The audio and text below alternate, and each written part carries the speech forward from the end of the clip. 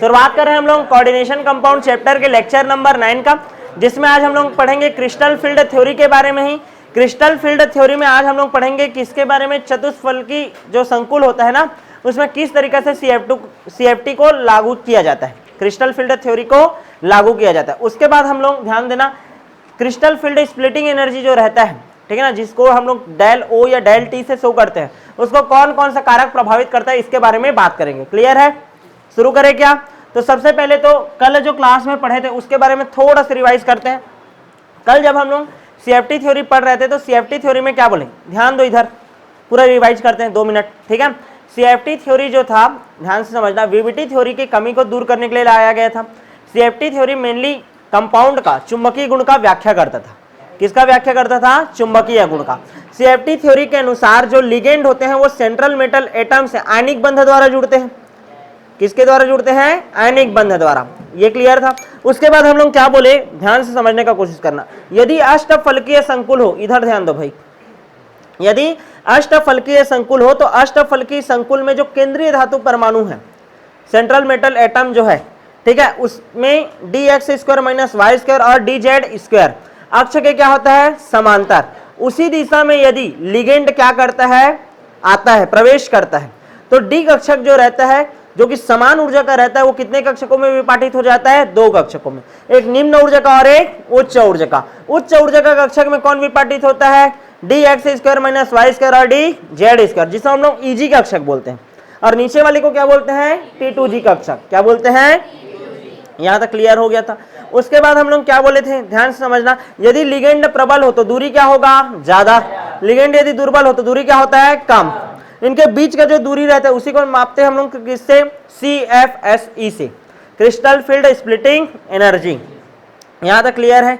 T2G कक्षक में जो electron रहता है, ठीक है, वो यदि प्रबल लिगेंड उपस्थित हो तो हुंड के नियम का पालन नहीं करता। क्लियर है? ये सब टॉपिक हो गया था। आज हम लोग पढ़ेंगे, मान लो हमारा जो संकुल है, ठीक है ना, वो कैसा हो? चतुष्फलकी हो। कैसा हो?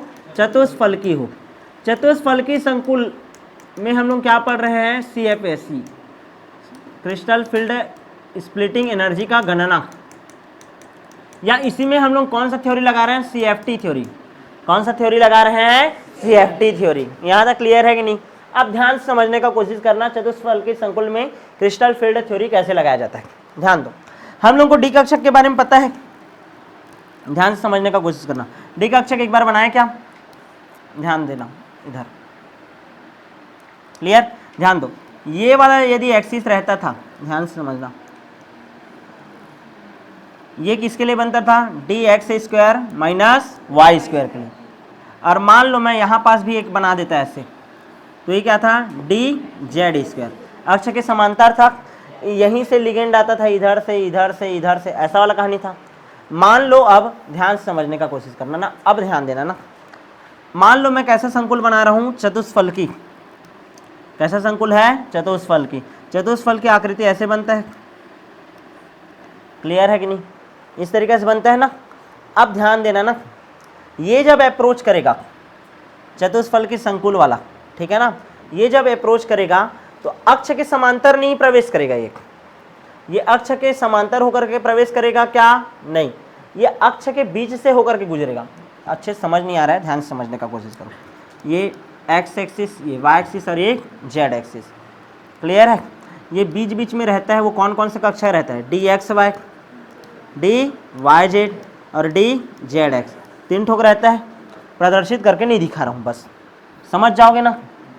अरे ये वाला रहता था और ये वाला रहता था, dx² - y², और ये वाला रहता था तो उसको क्या बोलता था मैं? dz²। 2 ठोक कक्षक हो गया। लेकिन मान लो इसके बीच बीच में 5 ठोक डायग्राम बताया था मैं, वो कैसे होता था? इन अक्षों के बीच से होकर के गुजरता था, मतलब कोई भी इसको क्रॉस करता था क्या? नहीं। यही पढ़े थे ना, ठीक है। अब मैं क्या बोल रहा हूँ, जब लिगेंड प्रवेश करेगा, टोटल कितना लिगेंड आएगा? 4। कितना आएगा? 4। अब उनके प्रवेश करने का स्थिति देखना ना, ठीक है। एक यहाँ से आ रहा है, एक यहाँ से आ रहा है, एक यहाँ से आ रहा है, और एक आ रहा है यहाँ से। समझ आया कि नहीं? कैसा है? चतुष्फलकी है। चतुष्फलकी लिगेंड जब प्रवेश करेगा सेंट्रल मेटल एटम के पास आएगा। ये डी कक्षक है ना, डी कक्षक किसके पास होता है? Central metal atom. ये हरा कलर से दिखाया हूँ वो क्या है तुम्हारा? सेंट्रल मेटल एटम है, सेंट्रल मेटल एटम है, और उसके चारों ओर कौन आकर के जुड़ रहा है? लिगेंड। कौन आकर के जुड़ रहा है? लिगेंड। तो ये समझ आ रहा है अब मैं क्या समझाना चाह रहा हूँ? ये डी कक्षक है, ठीक है। डी कक्षक का तीन जो तुम्हारा ध्यान समझना, डी कक्षक है उसमें का जो तीन कक्षक है d x Y, D Y Z और डी जेड एक्स, वो बीच बीच में रहता है, और उसी दिशा में कौन प्रवेश कर रहा है? तुम्हारा लिगेंड। तो प्रतिकर्षण किनके किनके मध्य होगा? इन तीनों कक्षक के मध्य और इस लिगेंड के मध्य। मतलब ध्यान देना, ये एक्स एक्सिस था, ये वाई एक्सिस है और ये जेड एक्सिस है। क्लियर है ना? X Y, d x y, x और वाई के बीच में होगा, डी वाई जेड, वाई और जेड के मध्य में होगा, वाई और जेड के मध्य में होगा, डी जेड एक्स, जेड है कहाँ? ये जेड है ये देख, और क्या है? ये आपका एक्स है, ठीक है ना, इसके मध्य में होगा। मतलब कोई भी दिशा बीच से यदि आ रहा है, कौन? तुम्हारा लिगेंड। सबको समझ आ रहा है कि नहीं? कहीं से भी लिगेंड आएगा यदि इन अक्षों को छोड़ करके, ठीक है, तो ये तीनों कक्षकों से वो लिगेंड क्या होगा? टकराएगा, और टकराएगा तो उनके बीच में क्या होगा? प्रतिकर्षण। क्या होगा? प्रतिकर्षण। किसको नहीं है समझ? हाथ उठाओ, एक दो, ठीक, ध्यान से समझने का कोशिश करो, ध्यान दो ध्यान दो। क्लियर है? डी कक्षक रहता था, कितना प्रकार का डी कक्षक बनाते थे? 5 ऐसे करके बनाते थे, 5 लोग बनाता था। उसमें से d x square minus Y square वाला ऐसा रहता था, और एक डी जेड स्क्वायर वाला था, एक्सिस के अलॉन्ग रहता था, यानी अक्ष के समांतर रहता था, उसी के साथ जुड़ा हुआ रहता था। बाकी सब जो रहता था, एक इधर ऐसे बीच बीच वाला, रही समझ आ रहा है कि नहीं? इनके बीच से रहता था। अब ध्यान दो, जब हम लोग कौन सा वाला पढ़ते थे? अष्टफल की संकुल पढ़ते थे, तो जब लिगेंड आता था तो इसी दिशा में आता था। समझ आ रहा है कि नहीं? अक्ष के समांतर दिशा में आता था, तो इस कारण कितना कक्षा को प्रतिकर्षित कर पाता था? केवल 2, d x square minus Y square और डी जेड स्क्वायर।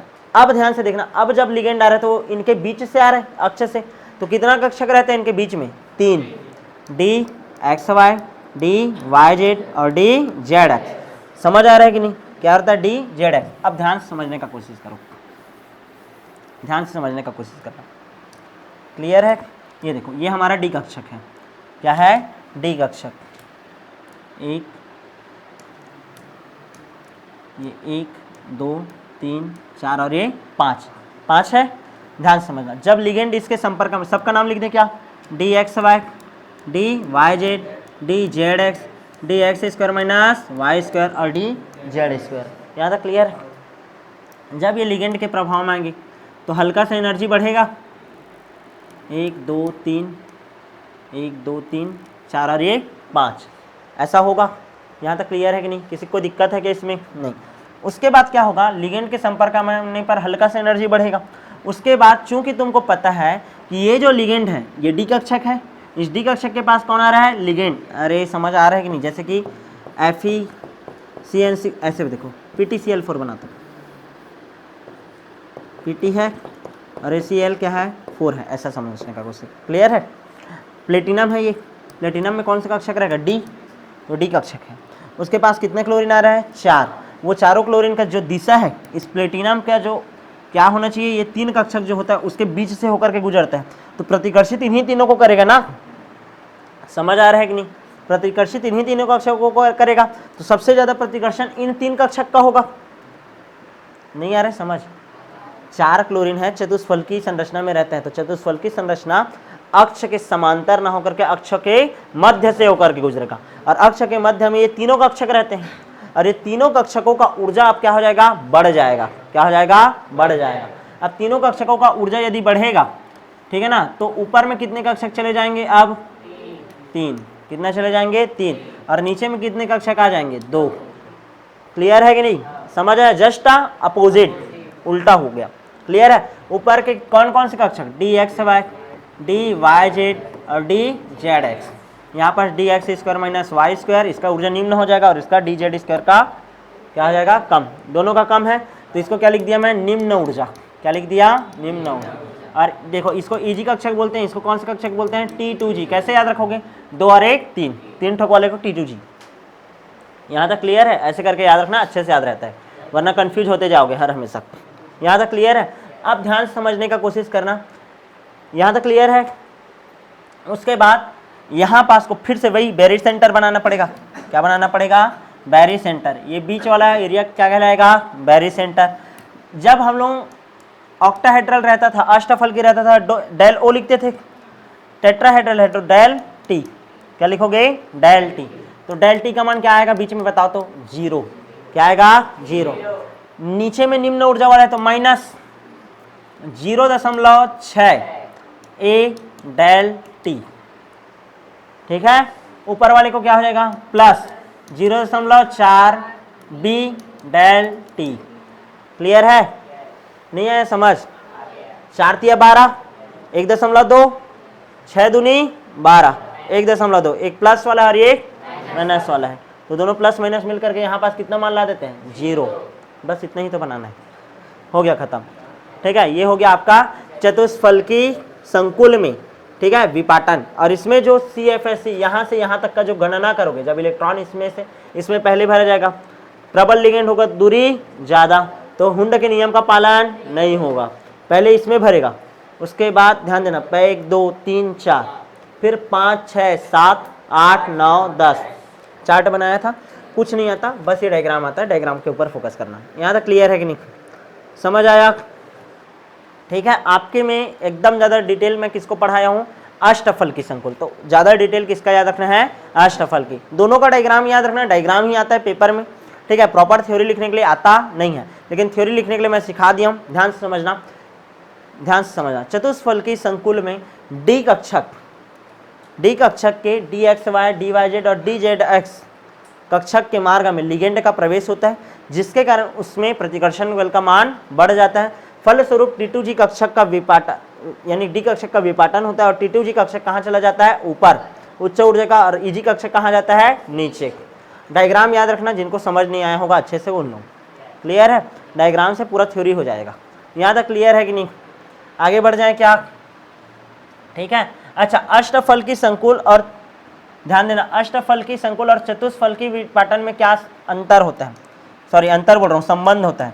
तो याद रखना, del t is equal to 4/9 del o होता है। क्लियर है कि नहीं? Del t is equal to 4/9 del o होता है। यानी कि ये अकेला इसका मुकाबला कर पाएगा क्या? नहीं। इसका मान बहुत ही ज़्यादा क्या होता है? छोटा। ध्यान से समझने का कोशिश करो, कैसे बताने का कोशिश कर रहा हूँ। देखो, इसका मान 5 है, इसका मान कितना है? 5। तो 5 × 4/9 करूँगा तब जाकर के उसका मान आएगा। क्लियर है कि नहीं? मतलब कोई चीज़ का गुणा कर रहे हो तब सामने वाला का मान आ रहा है ना, मतलब इस सामने वाले का मान क्या है? ज़्यादा है।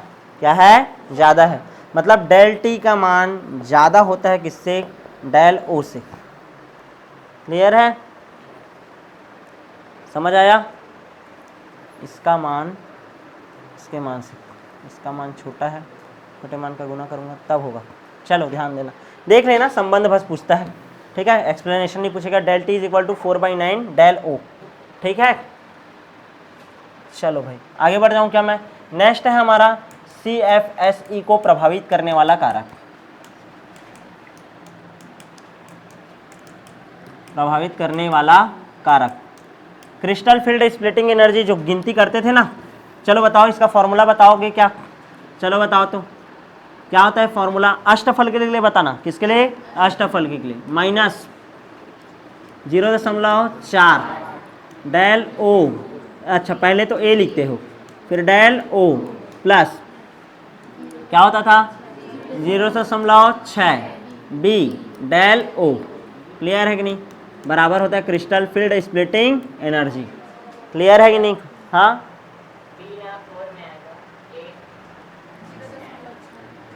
देख लेना, ए भी तो अपने हिसाब से करना है ना हमको, तो वो तो इलेक्ट्रॉन का संख्या है ना जी।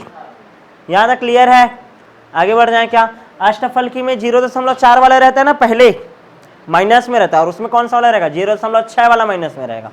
वो मान लगभग समान आ जाएगा सॉल्व करोगे तो। अब क्रिस्टल फील्ड स्प्लिटिंग एनर्जी को कौन कौन सा चीज प्रभावित करता है, किसके कारण इसका मान बढ़ सकता है और किसके कारण मान घट सकता है, इसके बारे में बात करते हैं। तो सबसे पहले तो प्रभावित करने वाला कारक है धातु आयन की ऑक्सीकरण अवस्था।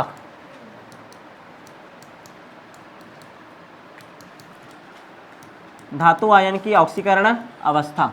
मान लो कोई धातु है तो उसका यदि ऑक्सीकरण अवस्था का मान जितना ज़्यादा आएगा, किसी भी धातु आयन का ऑक्सीकरण अवस्था का मान जितना ज़्यादा आता है उसका डेल ओ का मान या डेल टी का मान ज़्यादा ही आएगा। क्लियर है कि नहीं? पहले यही जानना है। CFSC डेल ओ के लिए वही अच्छा डेल ओ बोलते हैं उसी को, CFSC को। ऑक्टोहेड्रल के लिए देखोगे तो क्या बोलेंगे? Del o. और टेट्राहेड्रल के लिए देखोगे तो क्या बोलेंगे? Del t. अरे अष्टफलकी के लिए देखोगे तो डेल ओ, और चतुष्फलकी के लिए देखोगे तो डेल टी। जितना ज़्यादा ऑक्सीकरण अवस्था उतना ही ज़्यादा इसका क्या होता है? मान होता है, उतना ही ज़्यादा ऊर्जा होता है। दूसरा देखते हैं, वर्ग में धातु आयन की स्थिति।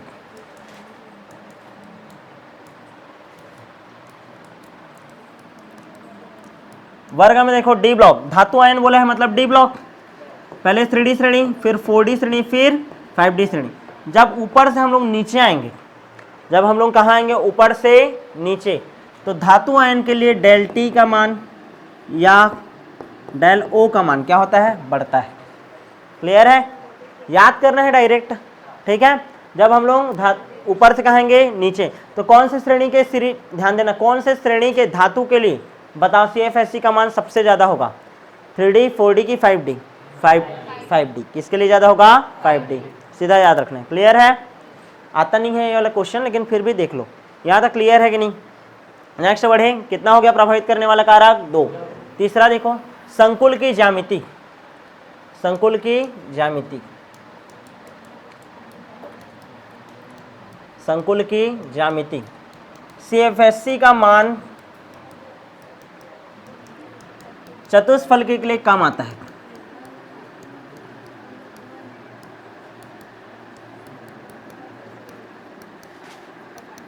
चतुष्फलकी के लिए हमेशा क्या आता है? कम। क्लियर है कि नहीं? अभी देखे थे ना, del t is equal to 4/9 del o. इसका मान कम है, गुना कर रहा हूँ ऑक्टाहेड्रल में, तब जाकर के इसका मान आ रहा है। आया समझ? अब ध्यान दो, इसका मान कम है, ठीक है। इन दोनों का जब गुना होता है तब जाकर के इसका मान आता है। क्लियर है? समझ आया कि नहीं? यहाँ तक समझ आया? यानी कि 3 है, ध्यान समझना, और 4/9 है, तो ये ऐसे कटेगा, ठीक है। तो 3, ध्यान से समझना ना, 3 तिया 9, 4/3 क्या आया? 4/3, मतलब 1 दशमलव, मान कितना आएगा? 1 दशमलव समथिंग 0। ध्यान देना, 3 एकम 3, फिर 1 बचेगा 1, 3 तिया 9, लगभग कितना आ रहा है? 1.3। अब ध्यान दो, डेल ओ का मान 3 है, तब इसका मान कितना आ रहा है? 1.3 आ रहा है। कितने लोगों को समझ नहीं आया? हाथ उठाओ। चलो ध्यान दो, इधर देख, इसका मान मेरे को निकालना है। कुछ भी मान लगता हूँ डेल ओ का, 4/9, डेल ओ का मान कितना बोल रहा हूँ मैं? 3 है करके। कितना है बोल रहा हूँ? 3। 3 एकम 3, 3 तिया 9, 4/3 हुआ। 4/3 है मतलब 1.3 समथिंग आएगा, मतलब टोटल मान कितना आ रहा है? 1.3। अब कंपेयर कर, डेल टी का मान 1.3 है और डेल ओ का मान कितना है? 3 है। किसका मान ज़्यादा है? डेल, किसका मान कम है? डेल टी का ना। आया कि नहीं समझ? क्लियर है? ठीक है, तो डेल टी का मान हमेशा क्या आता है? कम। समझ आया? तो तुम लोग को कभी भी देगा चतुष्फलकी और अष्टफलकी में किसके क्रिस्टल फील्ड स्प्लिटिंग एनर्जी का मान कम होता है, तो क्या बताओगे तुम लोग? चतुष्फलकी का मान कम होता है। किसका? चतुष्फलकी का। चतुष्फलकी का जो मान रहता है इन दोनों के गुणन से आता है। क्लियर है कि नहीं? एक अकेले का दम नहीं है, ऐसा वाला कहानी है। यहाँ तक क्लियर है कि नहीं? 3 कारक हो गया, और चौथा हो गया लिगेंड का प्रकृति। सबसे ज़्यादा एमपी चीज़ क्या है? लिगेंड का प्रकृति। प्रबल लिगेंड है उसके सामने की दुर्बल। क्लियर है ना? उसके अकॉर्डिंग ही तो तुम लोग काउंट कर पाते हो। प्रबल लिगेंड रहता है तो नीचे में ही भर जाता है। क्लियर है कि नहीं? और दुर्बल रहता है तो ऊपर, नीचे फिर ऊपर, ऐसा जाता है। समझ आया कि नहीं? तो इस तरीक़ा से आपका चतुष्फलकी संकुल में क्रिस्टल फील्ड स्प्लिटिंग एनर्जी का हम लोग क्या कर लिए? गणना कर लिए। उसके लिए हम लोग क्या लगा ले? CFT theory. और लास्ट में हम लोग पढ़ लिए किसके बारे में? CFSC को प्रभावित करने वाला कारक। अब जो नेक्स्ट क्लास होगा वो इस चैप्टर का क्या होगा? Last lecture. तो मिलेंगे आप नेक्स्ट क्लास।